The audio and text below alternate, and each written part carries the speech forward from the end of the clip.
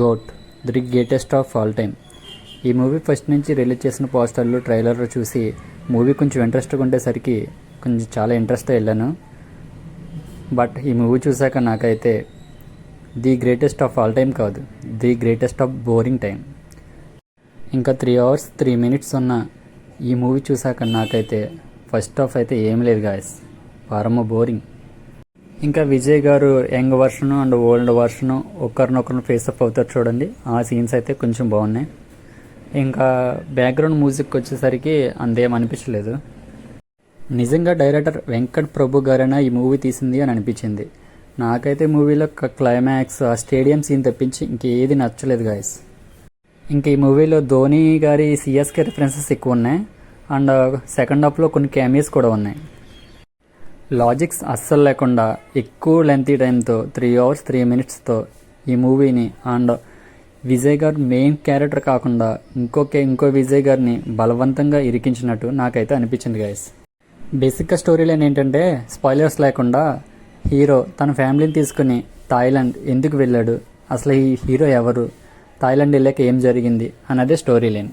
ఇంకా ఈ మూవీ ఫ్యామిలీతో చూడొచ్చు అంటే ఒక లిప్ కిస్ ఉంటుంది, అది తప్ప మిగతాదంతా చూడొచ్చు. దళపతి గారి ఫాదర్ రోల్ క్యారెక్టర్ లుక్స్ కూడా సూపర్ అండ్ యంగ్ క్యారెక్టర్ చేసిన విజయ్ గారు హెయిర్ స్టైల్ తప్పించి మిగతాదంతా పర్లేదు, కానీ హెయిర్ స్టైల్ మార్చి ఉండవలసింది. స్నేహ గారు ఫస్ట్ హాఫ్లో బాగానే కనిపిస్తారు, విజయ్ గారి తర్వాత ఆవిడ ఎక్కువ కనిపిస్తారు ఈ మూవీలో. అండ్ ప్రభుదేవ గారు కూడా బాగానే చేశారు. ఇంకా మీనాక్షి చౌదరి గారు అయితే ఒక్క సాంగ్ మినహా 2 scenes తప్ప ఇంకా దేనికి పరిమితం లేదు. ఎక్కువ క్యారెక్టర్ని ఎక్కువ యూజ్ చేసుకోలేదని అనిపించింది నాకైతే. ఒక ఆపరేషన్తో స్టార్ట్ అవుతుంది మూవీ అంతా, చూస్తున్నంతసేపు మనం కనిపెట్టేలాగానే ఉంటుంది. ఓ ఇదే ఇలా ఎందుకు జరిగింది అని లాజిక్ లేకుండా ఉంటాయి కొన్ని సీన్స్ అయితే. ఇంక ఇన్స్టాలో ట్రెండింగ్ అయిన మీనాక్షి చౌదరి గారి సాంగ్ అయితే అది చూడడానికి అంత ఏం బాగోలేదు, వినడానికి కూడా నాకు అంత ఏం అనిపించలేదు. ఇంకా ఇంటర్వెల్లో ట్విస్ట్ ఒకటి బాగుంటుంది, అక్కడి నుంచే మెయిన్ స్టోరీ మొదలవుతుంది. ఇంకా మ్యూజిక్ కిసానికి వస్తే యువన్ శంకర్ రాజా బ్యాక్గ్రౌండ్ స్కోర్ అయితే బాగానే కొట్టారు. కొన్ని సాంగ్స్ అయితే బాగున్నాయి, కొన్ని సాంగ్స్ అంత అనిపించలేదు నాకు.